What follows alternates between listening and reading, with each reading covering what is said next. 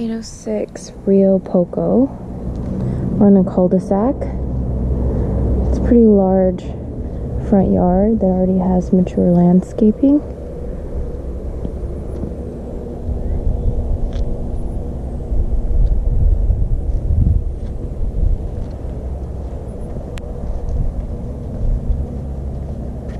This neighbor over here has a lot of things behind that fence.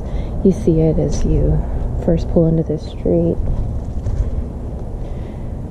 I'm trying to get an overall feel for the neighborhood in general, but I personally feel safe and I personally wouldn't have a problem living here.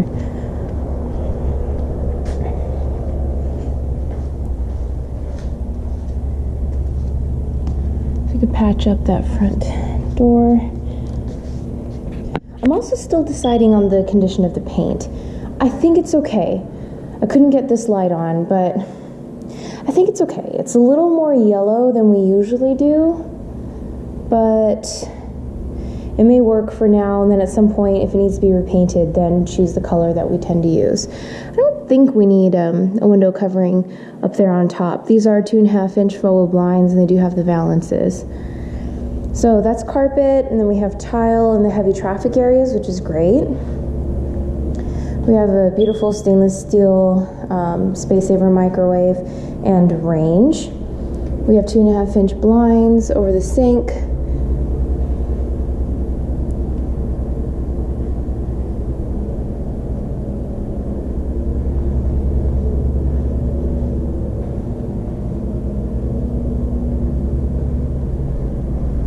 We might need a vertical slider blinds, but we might not. One thing that I personally really like about this property, and that a lot of tenants will appreciate as well, is the fairly private backyard. So behind us we have 1-stories that are actually lower than us, and we have a 1-story on the left side and a 1-story on the right side. It's a decently high wall, so yeah, you will see your neighbors, but it's high enough and the yards are large enough, sorry, that it's fairly private, especially for what you can find in Las Vegas and Henderson.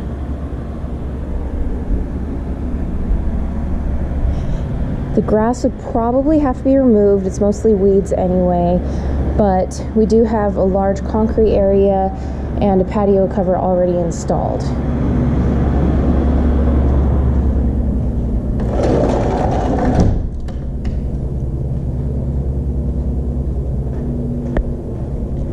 So you have what I believe the sellers are calling a den. I couldn't get this light on either, but we have the 2.5-inch faux blinds. There is a closet though. The carpet seems fine. High ceilings.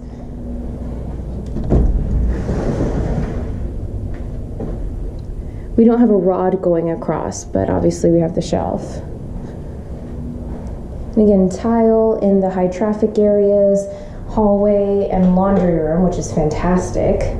So it's the gas connection there at the bottom.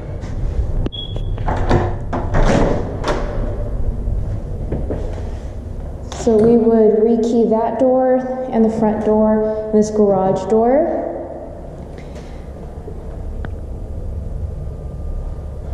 Possibly junk those screens, remove that system over there.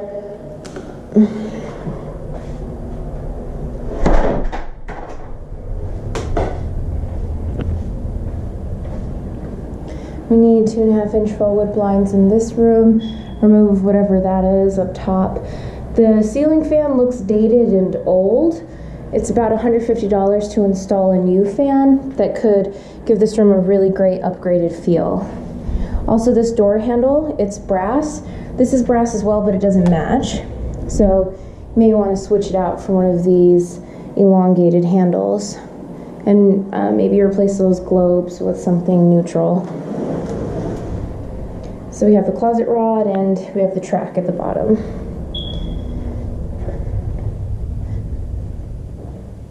These fans are kind of a focal point in this house, so I would think we'd want to remove them. We'll get the property manager's opinion. and again replace it with something that's fairly inexpensive, about $150 or so, and we'll give a much more modern, upgraded feel. We don't like tile in wet areas, so it's about $5 a square foot to install tile, and we probably need it now throughout all of this area because we have vinyl over there, has some stains, and as you can see, it's a small area, so we're not talking about a very large investment, but we're talking about a really big improvement in functionality and in appearance. We can replace that little drain at the bottom for about $40, unless there's something more serious going on, which we'll find out in the inspection report. And that may be able to be cleaned with the janitorial. Okay, pretty straightforward though.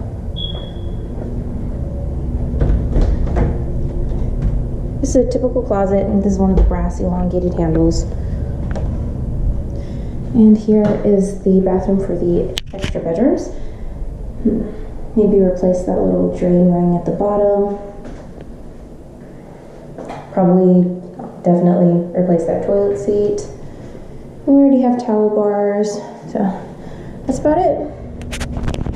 Oh, and thermostats need to go. Those are controlled at times by Nevada Energy, so very inexpensive to add a normal thermostat.